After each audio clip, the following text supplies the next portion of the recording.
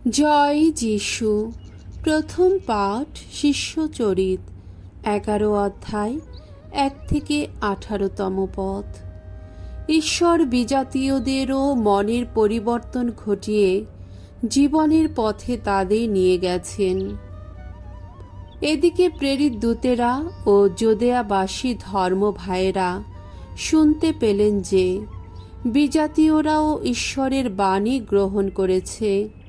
তাই পিতর যখন জেরুসালেমে এলেন, তখন পরিচ্ছেদনপন্থীরা তাকে এই বলে সমালোচনা করতে লাগল, আপনি নাকি অপরিচ্ছেদিত লোকদের বাড়িতে গিয়েছেন, তাদের সঙ্গে খাওয়া দাওয়াও করেছেন। পিতর তখন পরপর সমস্ত ঘটনা তাদের বুঝিয়ে দিলেন। তিনি বললেন, জাফা নগরে আমি একদিন প্রার্থনা করছিলাম। সেই সময় আমার ভাব সমাধি হলো। আমি এক দিব্য দর্শনে দেখলাম, প্রকাণ্ড চাদরের মতো কি একটা জিনিস যেন নেমে আসছে। তার চার কোণ ধরে তা যেন স্বর্গ থেকে নামিয়ে দেওয়া হচ্ছে। সেটা আমার কাছে নেমে এলো। এক দৃষ্টে তাকিয়ে দেখলাম, আমি দেখতে পেলাম তার মধ্যে রয়েছে এই পৃথিবীর যত চতুষ্পদ প্রাণী, যত বন্য পশু ও সরীসৃপ এবং আকাশের যত পাখি। তারপর শুনতে পেলাম কার যেন কণ্ঠস্বর আমায় বলছে, পিতর, ওঠো, ওদের মেরে ফেলো আর খাও। কিন্তু আমি বললাম, না, তা হয় না প্রভু। আমি তো কোনোদিন অশুচি অপবিত্র কোনো কিছুই মুখে দিইনি। তখন দ্বিতীয়বার সেই কণ্ঠস্বর স্বর্গ থেকে ধ্বনিত হলো, ঈশ্বর যা পবিত্র করে তুলেছেন তাকে তুমি অশুচি বলো না। তিনবার এই রকম ঘটল। তারপর সব কিছু আবার স্বর্গে টেনে তুলে নেওয়া হলো। যে বাড়িতে আমরা তখন ছিলাম, ঠিক সেই সময় 3 জন লোক সেই বাড়িতে এসে উপস্থিত হলো। তাদের সিজারিয়া থেকে আমার কাছে পাঠানো হয়েছিল। পবিত্র আত্মা তখন আমাকে নির্দেশ দিলেন, আমি যেন দ্বিধা না করেই তাদের সঙ্গে যাই। এই 6 জন ধর্ম ভাইও তখন আমার সঙ্গে সিজারিয়ায় চললেন। সেখানে পৌঁছে আমরা কর্নেলিয়াস বলে সেই লোকটির বাড়িতে গেলাম। তিনি তখন আমাদের কাছে বর্ণনা করলেন কেমন করে তিনি দেখেছিলেন এক স্বর্গদূত তার ঘরের মধ্যে দাঁড়িয়ে তাকে বলছেন, তুমি জাফায় লোক পাঠিয়ে সিমন, যার আর একটি নাম পিতর, তাকে এখানে নিয়ে আসার ব্যবস্থা করো। সে তোমাকে এমন কথা শোনাবে যার ফলে তুমিও তোমার ঘরের সকলেই পরিত্রাণ পাবে। তারপর আমি সবেমাত্র কথা বলতে আরম্ভ করেছি, হঠাৎ পবিত্র আত্মা যেভাবে সেই প্রথমে আমাদের উপর নেমে এসেছিলেন, সেইভাবে ওদের ওপরেও নেমে এলেন। তখন প্রভুর সেই কথাটি আমার মনে পড়ল। তিনি বলেছিলেন, যোহন জল দিয়ে মানুষকে দীক্ষাস্নাত করেছেন, কিন্তু তোমরা পবিত্র আত্মায় অবগাহিত হয়েই দীক্ষাস্নাত হবে। তাহলে প্রভু যীশুখ্রিস্টের প্রতি বিশ্বাসী হওয়ার ফলে আমরা ঈশ্বরের কাছ থেকে যে মহাদান পেয়েছিলাম, তিনি ওদেরও যখন তাই দিয়েছেন, তখন ঈশ্বরকে বাধা দেবার আমি কে? এই কথা শুনে পরিচ্ছেদনপন্থীদের আর কিছু বলার রইল না। ঈশ্বরের বন্দনা করে তারা তখন বলে উঠল, ঈশ্বর তাহলে বিজাতীয়দেরও মনের পরিবর্তন ঘটিয়ে জীবনের পথে তাদের নিয়ে গেছেন।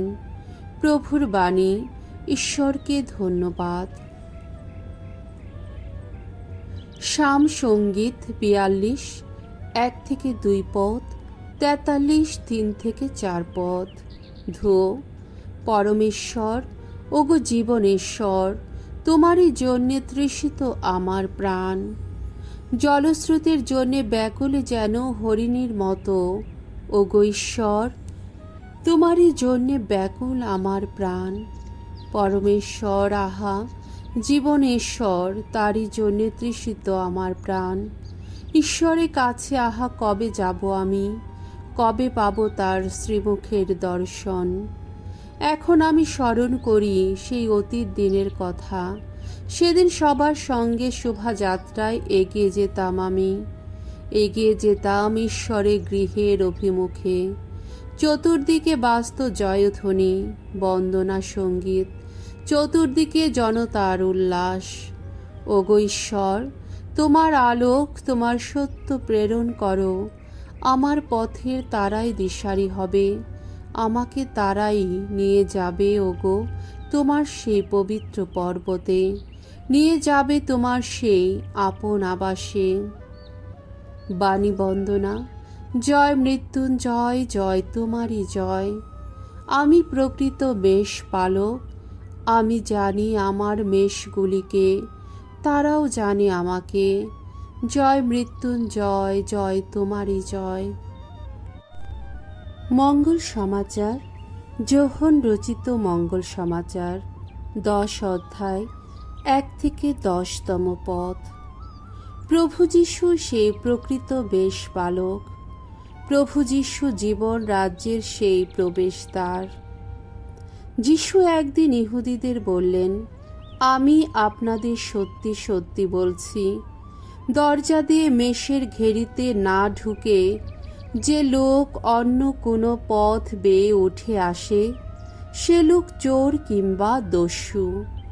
কিন্তু দরজা দিয়েই যে ভেতরে ঢুকে, সেই মেষগুলির পালক।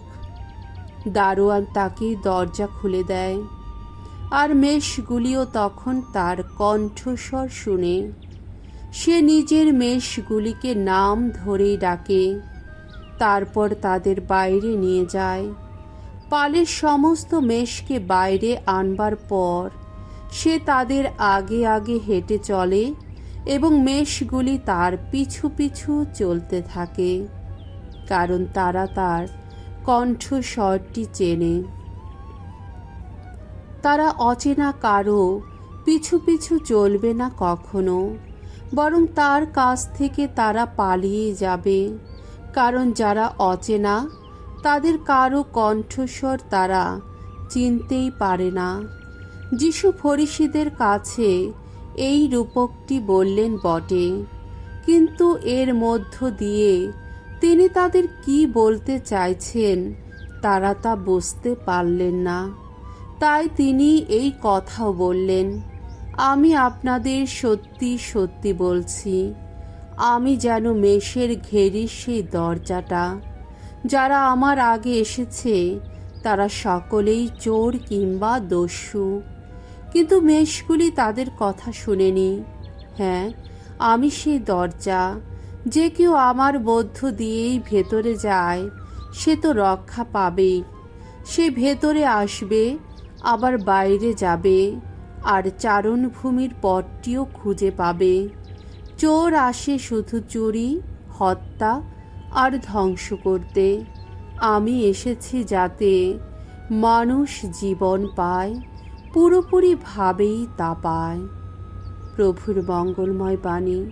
খ্রিস্ট প্রভু তোমার প্রশংসা হোক।